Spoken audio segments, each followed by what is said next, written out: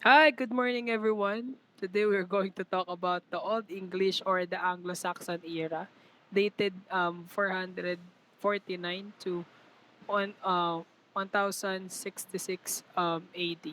Okay, next slide. So we have the historical background of the Anglo-Saxon. The term used by historians to designate the Germanic tribes who invaded the South and East Great Britain beginning in the early 5th century. So later we will know the three Germanic tribes. And then the term is also used for language now called Old English, spoken and written by the Anglo-Saxons and their descendants. So the Anglo-Saxons were the Angles, Saxons, and Jutes were the next invaders of Britain next to the Romans. The Britons fled to other parts of Ireland, Cornwall, Wales, and Ireland. So when um when these three Germanic tribes invaded Great Britain, the other Britons fled to the other parts of an island, namely Cornwall, Wales, and Ireland. And next, we have the historical background. The reasons why the Anglo-Saxons settled in Britain. Number one, it is to collect stones to build their huts. So probably on their the land that they are living, there is not much rock in there. That's why um when they settled in Great Britain, they collect stones to build their huts. And then Britain has a better soil to grow crops. So lands were often flooded in Germany, and the land was warmer. The country was has precious objects and gold, and the river gave easy routes in the land. So here we can see why they invaded Britain and fled from Germany. Next slide. The Anglo-Saxon society created highly organized tribal units or kingdoms. Tribes were ruled by a king chosen by a council of elders, witan, or a leader elected by physical prowess and achievements. Many Roman buildings did become ruins because no one bothered or knew to repair them. So, because they are not known for architecture nor engineering, the buildings that the Roman left were at ruins because no one even bothered to repair them nor know how to repair them. And then the Anglo-Saxon societal hierarchy. Number one, the king. Basically, he owns the whole of England.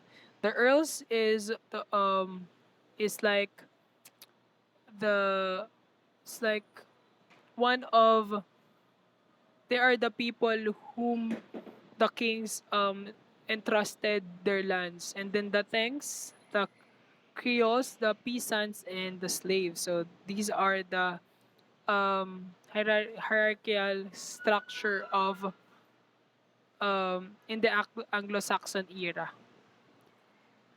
And then the characteristics of the Anglo-Saxons, they are fighters and warriors. They are admired physical strength, bravery, loyalty, and fairness and honesty. And great love for personal freedom. They are boastful, willing to be cruel.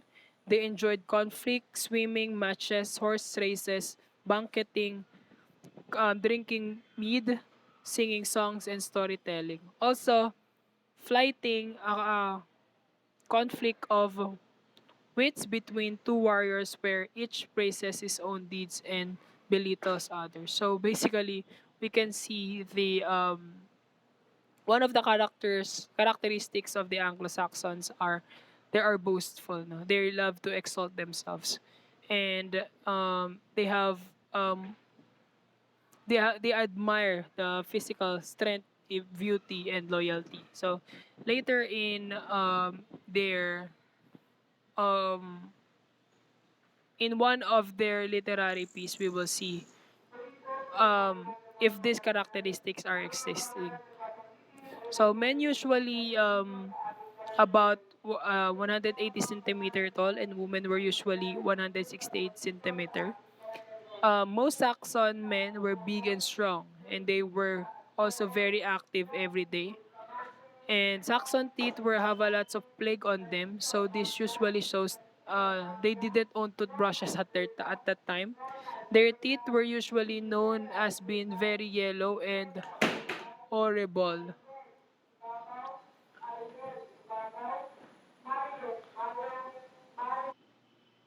Okay. Um, Canonical handles for little brushes have been found in the graves of Saxon women. So, historians said that it might have been used for putting on makeup, like eyeshadow or blushers. They have combs made of bones, were too often found in women's graves. This shows they kept their hair neat and tidy. So, next slide. Woman clothing. So, um, women that days wear simple blouses, metal clamps, belt, dress, and brooches. So, if we are going to live in that time, this is how they look. So, the role of a woman, the wife of an earl or thane, supervised weaving and dyeing of clothes and slaughter of livestock, the making of bread, beekeeping, and brewing of mead, fermented honey. They would work alongside men in the fields. Women inherited and held property. Married women retained control over their property. So this is the main male clothing: the tunic, shield, knife, and belt. So the warrior code: the code taught that a warrior must fight and die for his leader if he has to. So there. So we also have the Anglo-Saxon beliefs. In the Roman Britain, many people have been Christian, and the early Anglo-Saxons were pagans. Much like the Vikings and the Scandinavia, the Anglo-Saxon gods for example was Woden, a German version of Scandinavian god Odin. From his name comes our day, Wednesday are Woden's day. Other gods were Tunor, god of thunder, um, Frigg, or god of love, and Theo, god of war. So Anglo-Saxons were superstitious. They believe in luck charms. They thought magic, rhymes, potions, stones, or jewels would protect them from evil spirits or sickness. There. Then they are polytheistic, meaning they have many gods. And the early Anglo-Saxon worship Asian, Germanic, Norse gods. So these are the list of the Norse gods that they worshipped. We will not mention discuss about them, but um, we can see that they are not that even when most parts of are Christians, they are still worshiping other gods. So the coming of Christianity in 432, the whole of Celtic Ireland was converted by Patrick, a Romanized Briton. In 563 BC, a group of Irish monks led by a soldier and abbot named Columba established a monastery on the island of Iona of the west coast of Scotland. Later, the Roman Church began to send missionaries throughout Europe. In 597 BC, St. Augustine converted the King of England, established monastery at Canterbury. By 650 BC, most England was Christian in name, if not in fact. So Christianity and literature. The church brought education, written literature to England. Monks established churches just like um, other um, schools, famous schools in the Philippines that were built like UST, Ateneo. So those were established by priests and monks. Monks recorded the duplicate illuminated manuscripts as first only written in Latin. Oral literature was transcribed into written form Monks preserve not only Latin and Greek classic but also popular literature, Beowulf. So we'll talk about Beowulf. So the title is Beowulf. There is an unknown author because they don't know who really wrote Beowulf. It must be passed into generation, and there must be little modification of it. Type of work, it's a poem. So the genre is alliterative verse. Elegy resembles heroic epics, through smaller in scope than most classical epics. And then the language is Anglo-Saxon, also called Old English. And then time and place written, estimates of date of composition ranges between 700 and 1000 AD, written in England. The date of first publication, the only manuscript in which Beowulf is preserved, is thought to have been written around 1000 AD. Publisher, the original poem exists only in manuscript form, a Christian narrator telling a story of pagan times. So the point of view. The narrator recounts the story of a third person from a generally objective standpoint, detailing the action that occurs. The narrator does, however, have access to every character's depth, so he is a third person omniscient. We see into the minds of the most of the characters, even Grendel, at one point or another. The narrative also moves forward and backward in time with considerable freedom.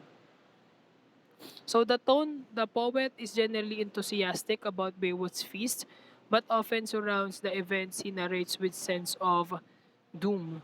Tense past, but with digression into the distant past and prediction of the future. Setting, the main action of the story is set around 500 AD. The narrative also recounts historical events that had happened much earlier. And then the setting or place, Denmark, Gitland region in what is now southern Sweden. Then we have the protagonist, Beowulf. The major conflict. The poem essentially consists of three parts. There are three parts: central conflicts, Grendel's domination of Hirot Hall, and the vengeance of Grendel's mother after Grendel is slain. In the rage of the dragon after a thief steals a treasure that it has been guarding. The poem is overarching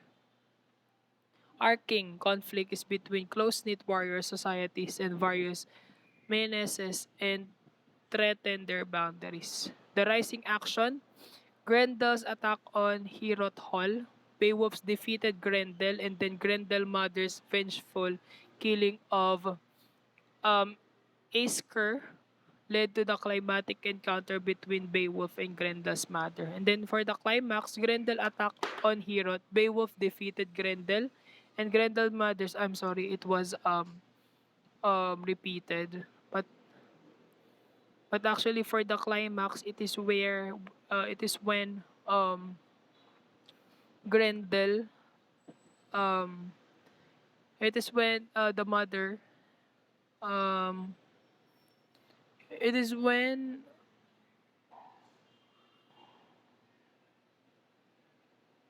this is the climax, but the rising action is when Grendel attacked the Herod Hall. And then the climax um is when Beowulf defeated Grendel, and Grendel's mother's revenge for his son. Beowulf's glorious victory over Grendel's mother leads King Hrothgar to praise him as worthy hero and to advise him to becoming king. It is also helps Beowulf to transform from a brazen warrior into a reliable king. Themes the importance of establishing identity, tension between heroic code and other value system, the difference between a good warrior and a good king. So a golden torch, the banquet, foreshadowing, a funeral shield, um, chief's son, which a poem's opens, foreshadows Beowulf's funeral at the poem's end. And the story of Sigmund told by the Scop and Bard foreshadows Beowulf fight with the dragon and story of King. And then Grendel symbolizes evil and jealousy. The dragon symbolizes greed. The hall symbolizes happiness, pride, and distress. So team's heroic code. So we can see here that Beowulf is willing to die for his king, so just like the heroic code stated. Good and evil, death and defeat, and hospitality. So um, same with our lives. The enemy doesn't want us to be happy. No, that's why he comes to kill, steal, and destroy us. No? So, but the Bible said that God has come to give us life and have it more abundantly. So the evil doesn't want us to be happy, and it the dragon symbolizes greed. No, it's a reminder for us to not become greedy of our possessions, material possessions. Okay? And then how the Celtic hero Cuchulainn won his name. So how he won his name. So there's actually a video that I will show on this, but to sum up the video, Cuchulainn is there is a sport that they are playing. It's like ice hockey. So when the wolf when Cuchulainn when the Celtic hero Cuchulainn saw a wolf, he shoot the ball into the animal's mouth and it died. So in replacement of the service of the wolf, he replaced he became a replacement. That's why he's named Cuchulainn.